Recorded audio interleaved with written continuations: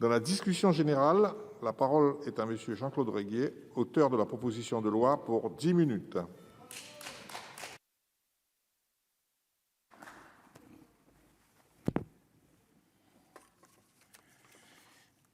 Monsieur le Président, Monsieur le Ministre, Monsieur le Vice-président de la Commission des lois, cher Christophe André, Madame la rapporteure, chère Maryse, mes chers collègues.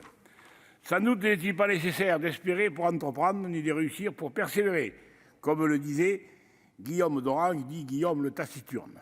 Le 23 décembre 2010, il y a maintenant plus de 10 ans, notre ancien collègue et président du groupe RDSE, Yvon Collin, déposait avec l'ensemble de mon groupe une proposition de loi tendant à reconnaître une présomption d'intérêt à agir des membres de l'Assemblée nationale et du Sénat en matière de recours pour excès de pouvoir. Le dispositif qu'il défendait alors était relativement large. Par un article unique, les membres du Parlement étaient réputés et justifiés d'une qualité leur donnant intérêt à agir par la voie du recours pour excès de pouvoir. Dans 3 cas, contre une mesure réglementaire édictant une disposition relevant du domaine de la loi, contre une mesure réglementaire contraire à une disposition législative ou encore contre le refus du Premier ministre de prendre dans un délai raisonnable des mesures réglementaires d'application d'une disposition législative. Malheureusement, le dispositif n'avait pas alors convaincu la majorité de notre hémicycle, malgré l'élan de la réforme constitutionnelle de juillet 2008 et la volonté affichée de renforcer les pouvoirs du Parlement. Certes, depuis, le Sénat n'est pas resté sans rien faire sur la question de l'application des lois. La richesse de notre débat annuel le montre bien, mais il faut aussi admettre que cela demeure insuffisant. Au contraire, nous retrouvons à chaque fois le constat que dressait ici Yvon Collin il y a 10 ans lorsqu'il présentait sa proposition de loi, je le cite, « Si le Parlement vote souverainement la loi et exprime ainsi la volonté générale, il advient beaucoup trop souvent que la mise en œuvre de la loi, qui dépend du pouvoir réglementaire, se retrouve paralysée, pour ne pas dire annihilée, par les retards d'édiction des actes réglementaires, que ces retards soient involontaires ou, ce qui est plus grave, délibérés. » La voie qu'il avait proposé d'ouvrir était-elle peut-être la bonne?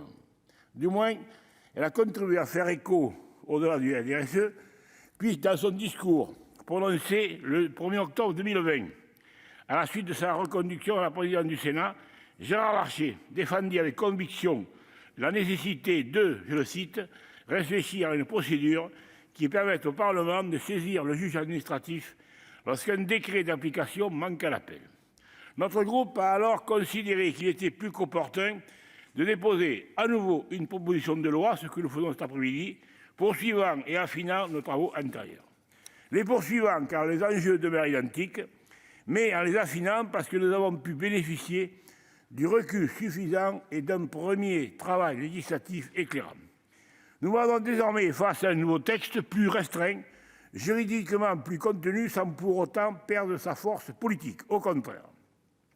Notre proposition de loi a ainsi pour objet de créer une forme de recours sui generis permettant au Parlement d'exercer un contrôle effectif et juridictionnel de l'action gouvernementale qui, dois-je le rappeler, est une de ses missions constitutionnelles, puisque l'article 24 de notre Constitution est explicite.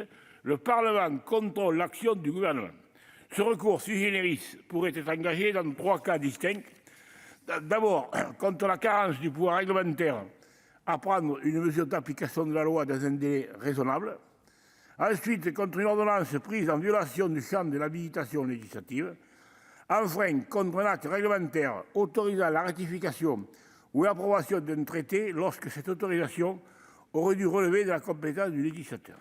3 cas donc dans lesquels le droit en vigueur, à travers notamment la jurisprudence du Conseil d'État, ne permet pas à un parlementaire, au président d'un groupe politique ou au président d'une commission permanente d'exercer un recours juridictionnel en cette seule qualité. Les occasions n'ont pourtant pas manqué à nos juridictions de le consacrer, mais il a toujours été objecté que le recours pour excès n'a pas pour finalité la continuation par d'autres moyens du débat parlementaire. Son objet serait donc restreint à l'examen d'un acte litigieux afin d'en vérifier la légalité. Or, c'est bien de cela qu'il est question. Oui, plus que les parlementaires est intéressé par le respect du domaine de la loi par un acte administratif réglementaire. Et cependant, jamais le juge administratif, pourtant habituellement si prompt à façonner et élargir son droit processuel n'a admis un tel principe. Quelle étrangeté! Alors que nous votons la loi, expression de la volonté générale, alors que nous recherchons par elle à déterminer les règles applicables de notre République, alors que ces lois sont soumises au respect de nos principes fondamentaux, via notamment le Conseil constitutionnel, et bien malgré cela, la représentation nationale n'est pas armée juridiquement pour assurer l'application de la loi et imposer au gouvernement d'exécuter la volonté générale. Voilà pourtant plus de 2 siècles que le parlementarisme s'est installé dans notre nation.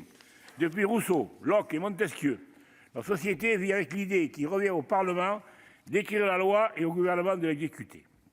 La Constitution de 1791, première constitution de la Révolution, était en ce sens plus explicite et formelle que la nôtre. Je la cite: « Le pouvoir exécutif est chargé de faire sceller les lois du sceau de l'État et de les faire promulguer. Il est chargé également de faire promulguer et exécuter les actes du corps législatif. » Voilà sa première mission, sa mission originelle, celle qui était là bien avant qu'il soit question pour le gouvernement d'exécuter son programme.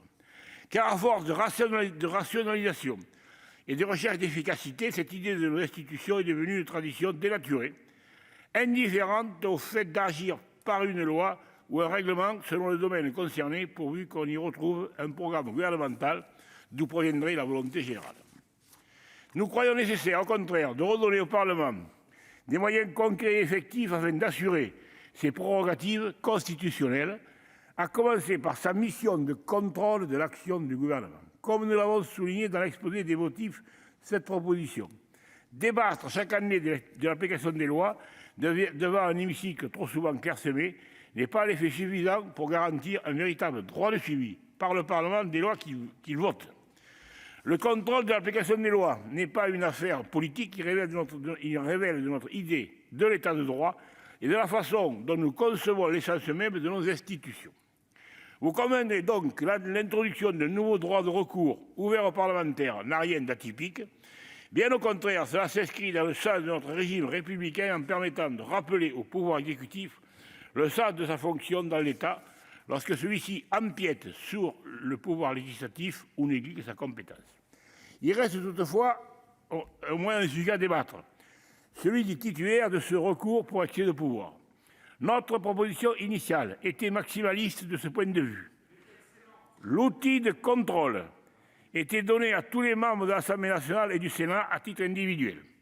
Les travaux de la commission, et particulièrement ceux de sa rapporteure, Maryse Carrère, dont je salue la très grande qualité du travail, sont venus restreindre le dispositif aux présidents des commissions permanentes. Mais ce soir, il y aura des amendements là-dessus. Voilà. Notre première intention était de ne pas opérer de distinction entre chacun des membres du Parlement et ainsi de ne fermer la voie à personne. Toutefois, j'entends les difficultés que cela pourrait poser, notamment s'agissant de l'engorgement de nos juridictions, qui pourrait voir quelques députés ou sénateurs sourciller et trop zélés abuser de ce recours. Alors, comme Platon, je viens faire preuve d'un peu de tempérance et discipliner dans cet hémicycle, du moins mes désirs et mes passions. Pourquoi pas donc limiter le droit de recours à certains membres des assemblées? Il reste néanmoins à trouver la mesure de cette limite. Faut-il la réduire au président des commissions permanentes ou l'étendre jusqu'au président de groupe? Il y a là un véritable débat que nos échanges permettront d'éclaircir. Quoi qu'il en soit, j'ai espoir que cette proposition de loi puisse être adoptée par notre Assemblée et, le cas échéant, que la navette parlementaire puisse aboutir. La parole est à Madame Maryse Carrère, rapporteure de la commission des lois, pour 10 minutes.